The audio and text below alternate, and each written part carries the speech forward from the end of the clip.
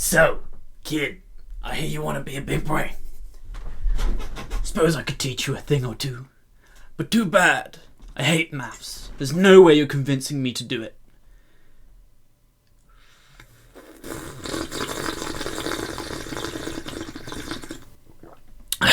Fine. I suppose I can teach you something. So, I hear you talking. Why should I trust this? Well, you see, I'm actually the biggest of brains, but I hide it. I suppress it for humanity's sake. Look, I can undo the suppression, like... Wait, it's too much.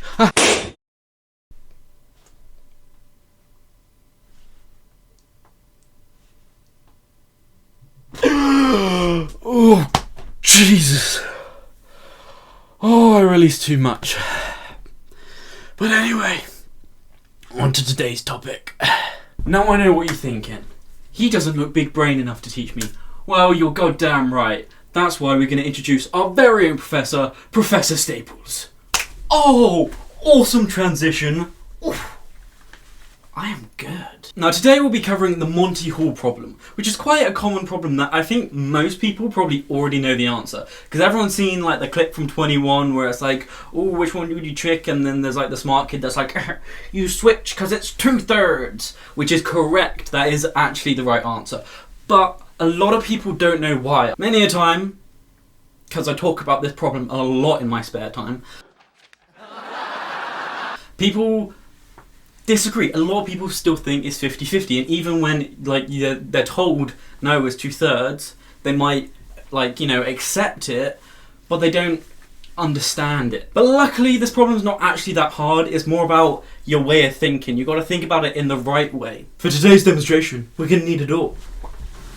Luckily I prepared one earlier, but we're going to need two more. So let me just wow, video editing. It's magic! So everybody knows behind one of these three doors is I don't know, money or a car or the next Diddy Staples video that everyone really wants.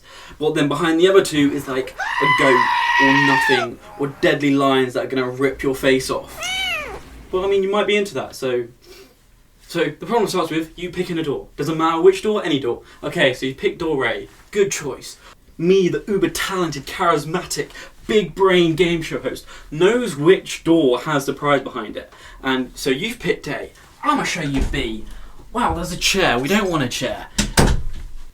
Now this is where the problem comes in. You either do the switch or you stick with what you got. Now we've already discussed this at the start. You always do the switch, because that's 2/3. But now let's try and rearrange the question a little bit to make you understand why. Because it's not a hard question to understand. You just have to change your thinking just a little bit. Because a lot of people think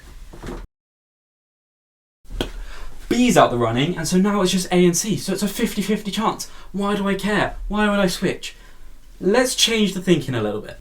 Okay, so now let's do the same thing, but let's change the question up slightly to try and change how you're thinking about it if you still think it's 50-50. So we have A, B, C still available. Which one do you pick? You pick A again. Okay, great choice. Now I'm going to offer you a deal. You can stick with A, or you can switch to B and C. You can have both of them. What are you going to do?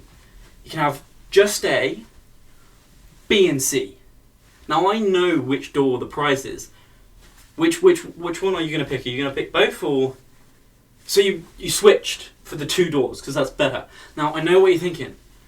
But that's two doors, of course that's 2/3. Right, so I am now the big brain game show host that already knows where it is. And I know how to keep my audience captivated, goddammit. And I know that suspense is the way to do it. So I'm not going to open the door with the prize first. So I know there's nothing behind B, so I'm going to be like, oh, do you have it? Do you have it?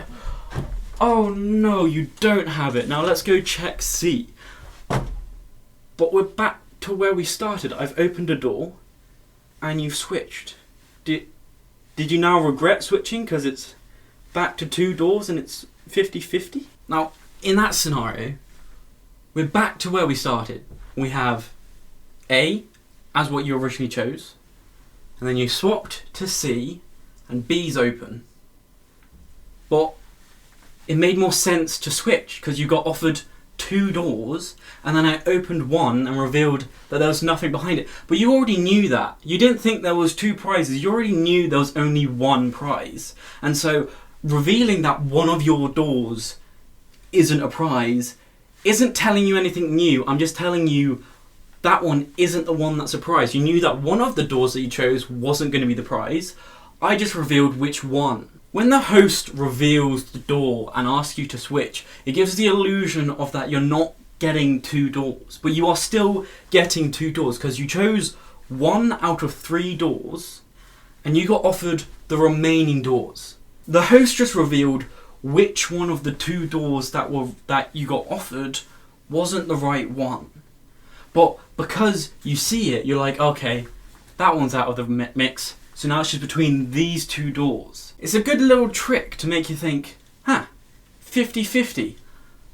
I guess I'll just stick. But if you rearrange the question a little bit, reveal the door after you get offered the 2, it makes it more clear that it's a 2/3 if you switch. And I hope that helped you understand it a little bit better, because I think most people have heard the answer to this problem, but I have met a lot of people that don't understand why, and so that's what I was kind of trying to push you towards. I was trying to change the way you think rather than showing you the answer, because a lot of people already know the answer to this question, they just don't know why that is the answer. Now I'm hoping after this you thought about it, you're like, no, okay, that makes sense, because it's not a hard question, you just got to change the way you're thinking a little bit. Well, thank you very much for watching. You are definitely worthy to be a student in Big Brain Academy. Goodbye.